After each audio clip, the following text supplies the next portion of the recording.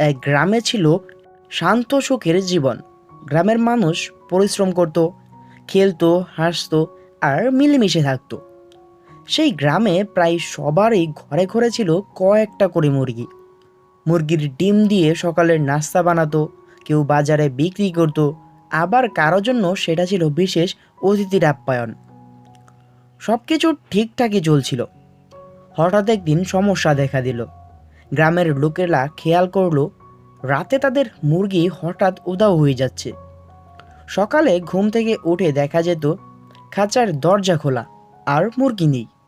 কারো 3টা মুরগি হারাচ্ছে, কারো 5টা, আবার কারো কারো সবগুলো মুরগি গায়েব হয়ে যাচ্ছে। গ্রামের মানুষ ভয়ে কাঁপতে লাগলো। কে নিল এই মুরগি?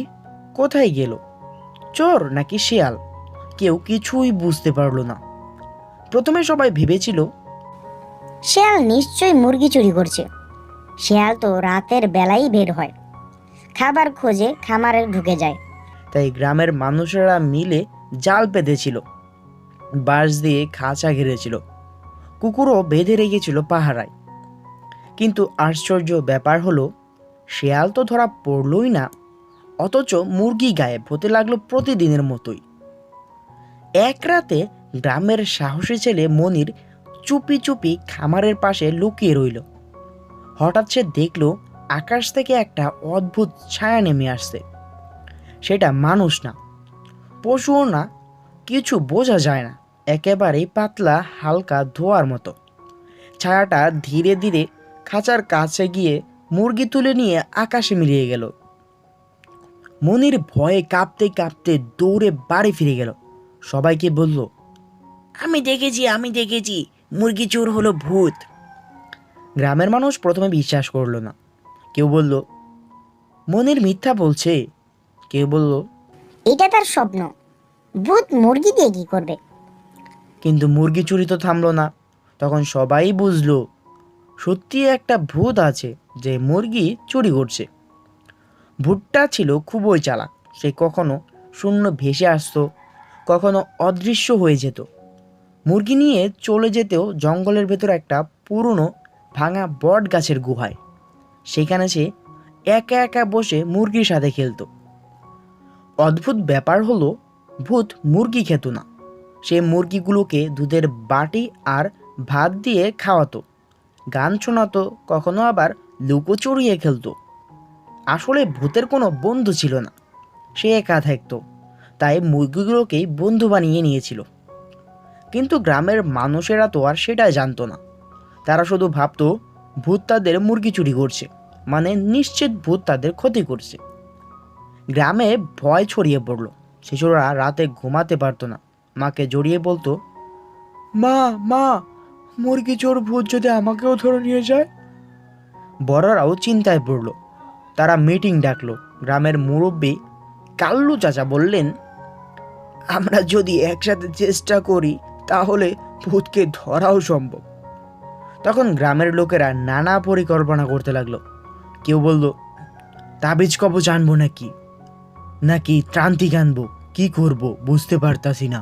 ওই সময়ে গ্রামের একটা ছোট্ট মেয়ে ছিল লাবণ্য। বয়স মাত্র 9 বছর, কিন্তু সে খুবই বুদ্ধিমতী। সে সব শুনে বলল, ভূতকে ভয় দেখালে কিছুই হবে না। ভূত মুরগি কেন চুরি করে সেটা জানতে হবে। যদি বুঝতে পারি কেন করে তাহলেই সমাধান পাওয়া যাবে। গ্রামের মানুষ হাসলো। তারা ভাবলো, এই ছোট্ট মেয়ে আবার কিভাবে ভূতের রহস্য বের করবে, এটা শুনেই তো হাসি পায়। কিন্তু লাবণ্য হাল ছাড়লো না।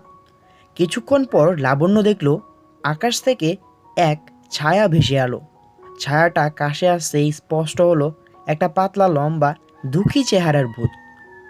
সে খাঁচা থেকে মুরগি বের করলো, তারপর মুরগিকে কোলে নিয়ে গুহায় ঢুকলো। লাবণ্য সাহস করে গুহার সামনে দাঁড়িয়ে বলল, ভূতদা, তুমি কেন মুরগি চুরি করো? ভূত থমকে গেল। সে তো ভেবেছিল মানুষ দেখে পালাবে, কিন্তু এই ছোট্ট মেয়ে ভয়ই তো পাচ্ছে না। ভূত আস্তে করে বলল, আমি মুরগি চুরি করি না, আমি শুধু তাদের নিয়ে আসি খেলতে। আমার কোনো বন্ধু নেই, কেউ আমার সাথে কথা বলে না, খেলেও না। তাই আমি মুরগিদের বন্ধু বানিয়ে খেলি। ভূতের চোখে এই কথাগুলো বলার সময় জল এসে এলো। লাবণ্য বুঝলো ভূত আসলে খারাপ নয়, সে শুধু একা। তুমি যদি খেলতে চাও তাহলে গ্রামের বাচ্চাদের সাথে খেললেই তো হয়, কিন্তু চুরি করে মুরগি নিয়ে যেও না, তাতে সবাই ভয় পায়। ভূত অবাক হয়ে জিজ্ঞেস করলো, মানুষ কি আমাকে খেলতে নেবে? সবাই তো আমাকে ভয় পায়। লাবণ্য মিষ্টি এসে বলল, তুমি যদি প্রতিশ্রুতি দাও আর কোনোদিন মুরগি নেবে না, তাহলে আমি সবাইকে বুঝিয়ে বলবো। ভূত রাজি হলো। সে বলল, আমি প্রতিশ্রুতি দিচ্ছি, এখন থেকে আমি তোমার বন্ধু হব, আর কখনো মুরগিও চুরি করব না। পরদিন লাবণ্য পুরো ঘটনাটা গ্রামে বলল। প্রথমে কেউ বিশ্বাস করলো না, কিন্তু ভূত যখন নিজে এসে সবার সামনে দাঁড়ালো, সবাই হতভম্ব হয়ে গেল।